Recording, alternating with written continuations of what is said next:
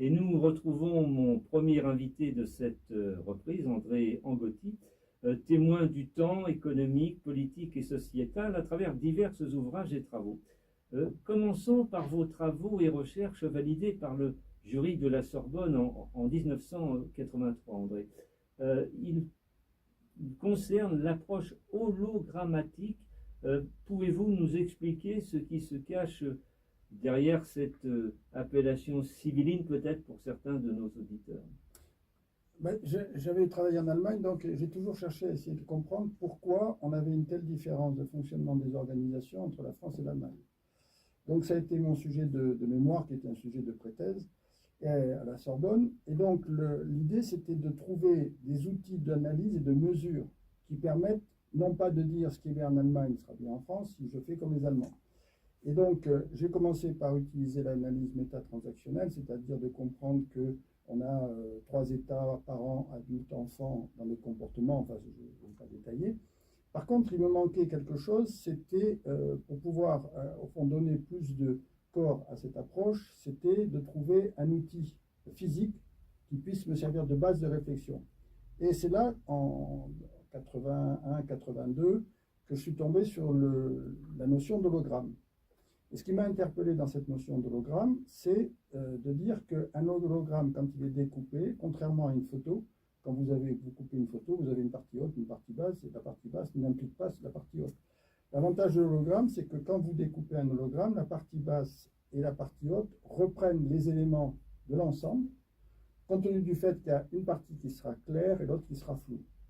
Donc dans mon idée, si vous voulez, ça a été de dire, au fond, pour comprendre ce qui se passe en France, je dois avoir une approche métatransactionnelle en Allemagne sur des sujets identiques qui me permettent de reconstituer un hologramme qui soit clair et pas de me dire uniquement dans la partie qui a été découpée, j'ai des informations de la totalité. Ça, je dirais, c'est une vision intellectuelle du système. Or, c'est un scoop que vous allez nous révéler ce soir, une personnalité très célèbre vous a carrément plagié. Laquelle? C'est-à-dire qu'un jour je lisais, je n'ai plus en tête exactement quel livre d'Edgar Morin, et je vois l'approche hologrammatique. Bon, le problème c'est que le livre était sorti en 86 et que moi j'étais déjà depuis 83, j'avais terminé mes travaux, je commençais à utiliser ce système. Donc j'ai eu l'occasion de téléphoner à Edgar Morin et de lui dire, bon écoutez, je suis désolé, là vous passez pour quelqu'un qui a trouvé une idée géniale, mais enfin, l'idée, elle date de 1983 à la Sorbonne et elle a été validée par la faculté, comme on dit. Bon, la première, déjà, c'est d'affirmer qu'il est à l'origine de l'approche hologrammatique. Alors, je ne sais pas s'il y a eu d'autres, mais toujours est-il, c'est que je suis sûr qu'il ne l'est pas. Ça, c'est déjà une certitude, puisque moi, j'ai la preuve d'avoir travaillé sur ce sujet. En réalité, la deuxième erreur, si vous voulez, je ne suis pas certain qu'il ait réellement compris la finalité de l'approche hologrammatique. Donc, il n'a pas vu ça sous un angle purement scientifique, je dirais, il a vu ça, parce que lui, il a une formation juridique, il n'est pas du tout scientifique. Donc, il n'a pas vu ça sous l'angle scientifique, dans le terme de l'approche telle que je l'ai eue, au niveau de la reconstruction d'un hologramme à partir d'informations complémentaires qui vont permettre de voir des choses plus claires à partir d'éléments plus fous. Donc ça, c'est-à-dire que il n'est pas attaché à la définition du problème, il est plus attaché à la recherche de la solution, ce qui sont des choses sur lesquelles, en général, à la Sorbonne, on se faisait facilement reprendre en disant quel est le problème finding, quel est le problème et quelle est la solution. Par ailleurs, vous me parliez un instant de l'Allemagne, vous avez fait une étude entre la France et l'Allemagne sur un sujet identique, le fonctionnement d'une entreprise dans chaque pays. Et là, on voit que la langue change beaucoup de choses dans la formulation d'un ordre avec un verbe rejeté à la fin. C'est-à-dire que j'avais été manœuvre, donc j'étais au plus bas du plus bas de l'échelle, et je ne comprenais pas pourquoi chaque fois qu'un ordre était donné, qu'il soit au niveau du grec, du turc, du polonais, de l'italien, du français, l'ordre était exécuté immédiatement. Et ce que j'ai compris, c'est qu'en définitive, rejetant le verbe à la fin, chaque personne qui doit écouter un ordre est obligée d'écouter la phrase entièrement, parce qu'il ne sait pas quand le verbe va tomber.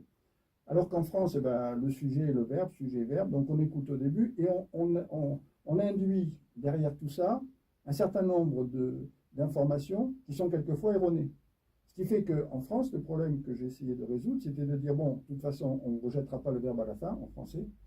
Donc, il faut passer une information par différents canaux pour être sûr qu'elle soit bien comprise et qu'elle soit bien transmise et qu'elle soit bien exécutée.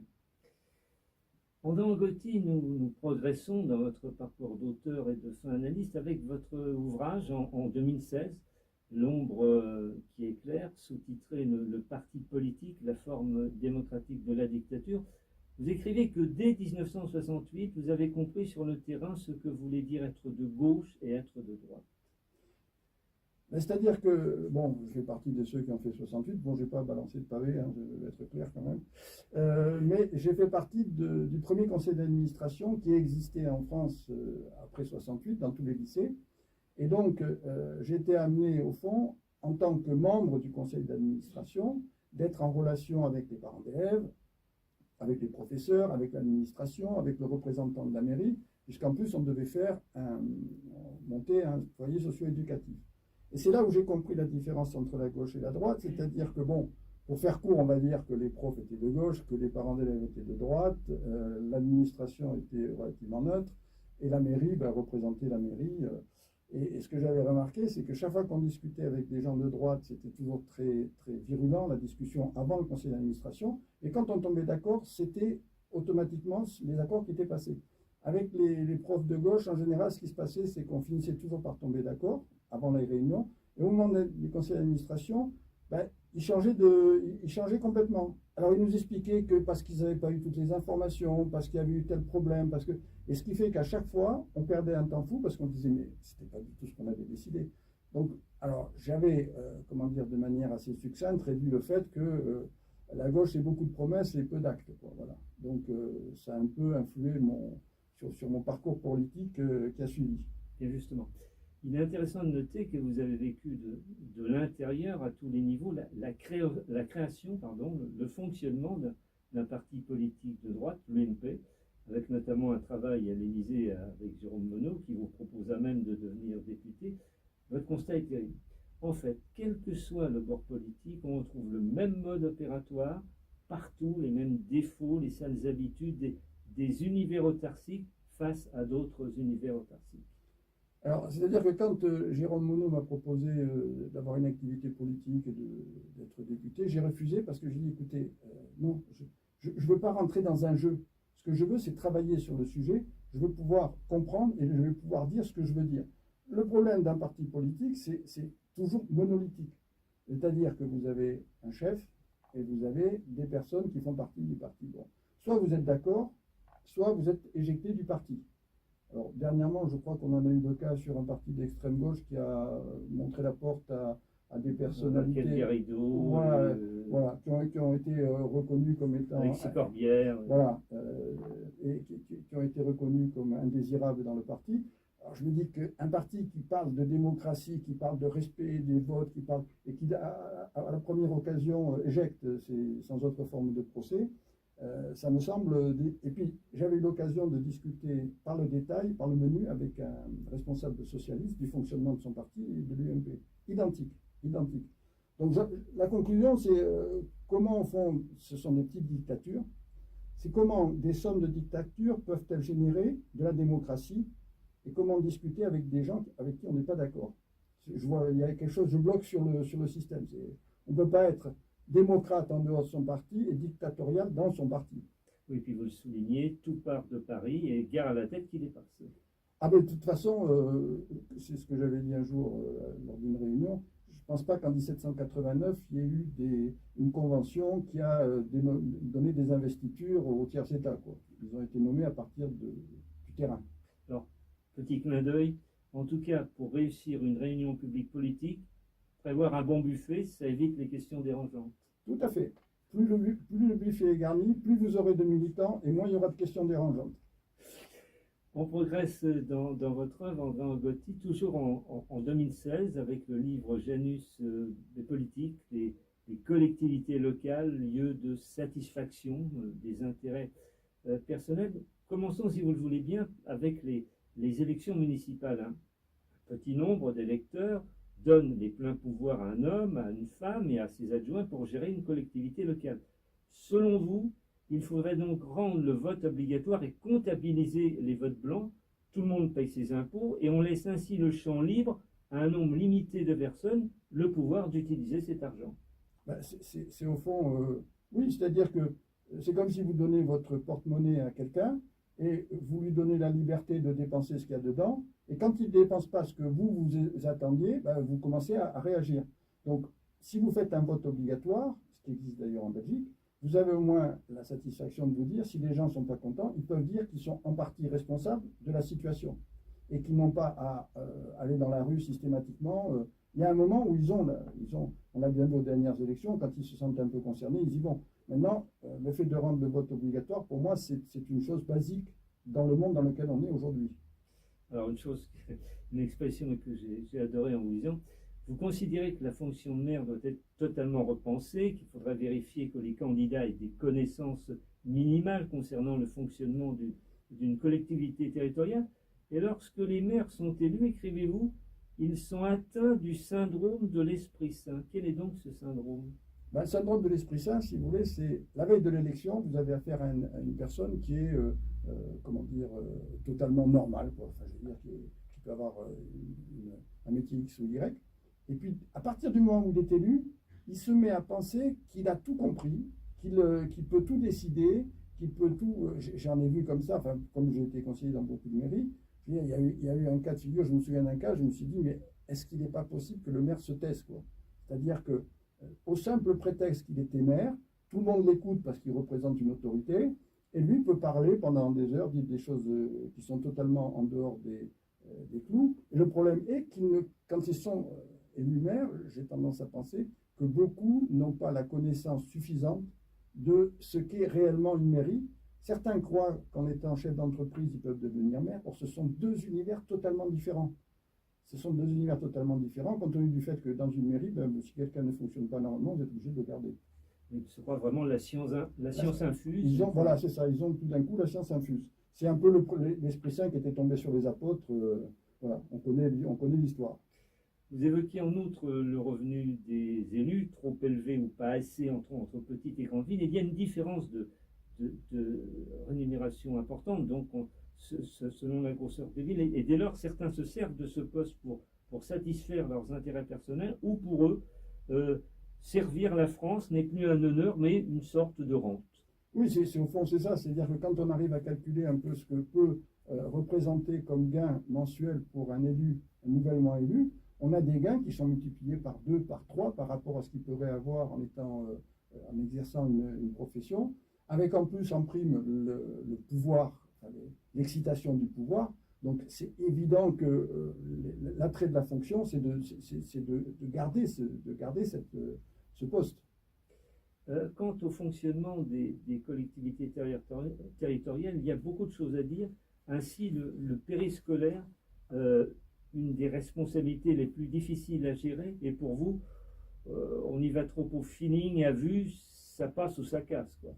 Périscolaire, oui, c'est-à-dire que c'est vraiment, je pourrais faire quasiment un livre sur le fonctionnement du périscolaire dans les mairies. Ben, le vrai problème, c'est qu'il y a de toute façon aujourd'hui dans le périscolaire l'antagonisme avec les parents qui veulent tout régenter, avec des enfants qui sont de plus en plus impolis et indisciplinés, avec un personnel qui doit subir cette situation et qui ne peut pas se plaindre parce que de toute façon, l'objectif du maire, c'est de surtout pas faire de vagues, parce que pour les prochaines élections, ben, les parents sont aussi des électeurs, donc il y en a un peu toutes ces choses-là. Donc c'est au fond, l'erreur, c'est d'avoir nommé l'éducation nationale. L'éducation nationale, il y a eu une période où ça s'appelait instruction publique. C'est-à-dire que l'éducation, c'est le rôle de la famille. Ce n'est pas le rôle de l'éducation nationale. L'éducation nationale est là pour instruire, pas pour éduquer. Il y a aussi les services techniques, souvent délicats à gérer, car c'est un milieu quasi exclusivement masculin. Ah ben oui, de toute façon, les services techniques, on est entre hommes, hein, donc on la règle entre nous. Hein, tu ne vas pas commencer à raconter tes problèmes, donc on gère ça entre hommes, et voilà. Et donc quand vous avez des adjoints qui sont dans l'incapacité de gérer le système, de gérer le système par méconnaissance du sujet, ben, on se retrouve dans une situation où, en définitive, le système devient difficilement gérable. Sans compter que dans certains cas, la notion d'horaire est très élastique. Hein. J'ai eu le cas d'une personne qui m'a demandé si elle pouvait avoir une prime parce qu'elle arrivait à l'heure et qu'elle partait à l'heure. Sur enfin, autre sujet à caution, les investissements. D'une part, les conseillers municipaux s'en tiennent trop souvent à ce qu'une commission a décidé, préconisé. D'autre part, il y a des investissements peut-être de prestige, mais au fond gadgets parfaitement inutiles et qui coûtent un pognon de dingue, pour reprendre une expression macronienne. Oui, d'ailleurs, ça a été mis ce matin, là, la Cour des comptes a mis en avant ce sujet. Je dirais que moi, c'est ce que j'appelle le syndrome de la tondeuse à gazon. C'est-à-dire, quand il faut discuter d'un investissement de 500 euros, tout le monde a un avis. Quand il s'agit de discuter d'un investissement de 500 000 euros, alors là, ça dépasse complètement. La valeur des chiffres dépasse complètement. Et donc, on est dans une situation où ce sont des décisions quasiment arbitraires et des fois des décisions de prestige qui permettent à certains de faire valoir qu'ils ont fait telle et telle chose. Moi, je vois par exemple pour la mairie de Montanisé, quand j'ai repris le dossier, j'ai réussi quand même à faire économiser 180 000 euros à la mairie, uniquement sur le réagencement de la cantine. Et il n'y a pas une mairie où je sois intervenu où il n'y a pas eu des baisses de dépenses par rapport au budget initial. Autre ouvrage signé par vous, André Angotti, en 2023, Économie et économistes, le divorce, sous-titré Ne pas laisser l'économie dans les seules mains des économistes, ça veut dire ce que ça veut dire. Et vous y revenez sur des aberrations économiques, pas seulement en France d'ailleurs. Vous citez les États-Unis, le cas d'une crise générée aux USA par des politiques après avoir obligé les banques à prêter aux ménages pour qu'ils deviennent propriétaires. C'est-à-dire que l'État américain, enfin le Sénat, a demandé à ce qu'on prête de l'argent, partant du principe que si les gens devenaient propriétaires, l'hypothèque de leur maison garantissait le... Bon, le problème, c'est que quand il y a eu, quand les particuliers n'ont pas pu rembourser ce qu'ils avaient à rembourser, ben, de toute façon, le système s'est effondré. Parce que le marché s'est écroulé. Donc les hypothèques de quelque chose qui ne vaut rien, vous voyez ce que je veux dire. Donc ça a généré un effet domino sur cette notion. Et c'est là où on se rend compte que les politiques peuvent avoir des effets négatifs sur le fonctionnement de l'économie. Il y a aussi la théorie de la main invisible, guerre concluante, remplacée par le keynésianisme, pas plus efficace. De quoi s'agit-il? Ben, la main invisible, c'est Adam Smith, hein, qui a été un économiste du XVIIIe siècle, qui est parti du principe que, au fond, le marché s'équilibrait en fonction de l'offre et de la demande. Les prix s'équilibraient. Bon, on s'est rendu compte que ça ne marchait pas. Et donc, il y a eu Keynes, qui est arrivé au moment de la crise qu'on a connue dans les années 30, et qui a proposé donc la reprise en main par l'État. Bon. Sa théorie a été valable à l'époque, mais aujourd'hui, elle est totalement infondée. C'est-à-dire que des économistes qui se prévalent du keynésianisme, c'est au fond mettre une roue en bois, une Ferrari, quoi. C'est-à-dire que le monde aujourd'hui est tellement sous l'emprise des grands lobbying, type la table ronde à Bruxelles et ainsi de suite, que de toute façon, les États sont contraints et que la main invisible ne fonctionne pas et que le keynésianisme ne fonctionne pas non plus. Vous fustigez également dans ce livre le calcul du PIB. C'est-à-dire que le calcul du PIB, plus il y a d'embouteillage, plus vous consommez d'essence, plus le PIB augmente. Plus vous consommez de paracétamol, plus le PIB augmente. C'est-à-dire que plus les gens sont individuellement malheureux, plus l'ensemble est heureux. Voilà. C'est-à-dire qu'on arrive à cette situation d'un calcul du PIB qui est complètement aberrante. Par ailleurs, la notion de PME est pour vous totalement obsolète. Pourquoi? C'est-à-dire que parler de PME aujourd'hui, c'est comme si vous avez le même langage vis-à-vis d'une personne qui est plombier, par exemple, qui a une entreprise de 30 personnes, et quelqu'un qui est ingénieur, qui a une entreprise de 30 personnes. Les deux sont des PME. Bon, on se rend compte que le langage n'est pas du tout le même. Ce qui veut dire qu'au niveau de la PME, la seule chose qui les regroupe, c'est actuellement, ils sont tous obnubilés par la réalisation du chiffre d'affaires.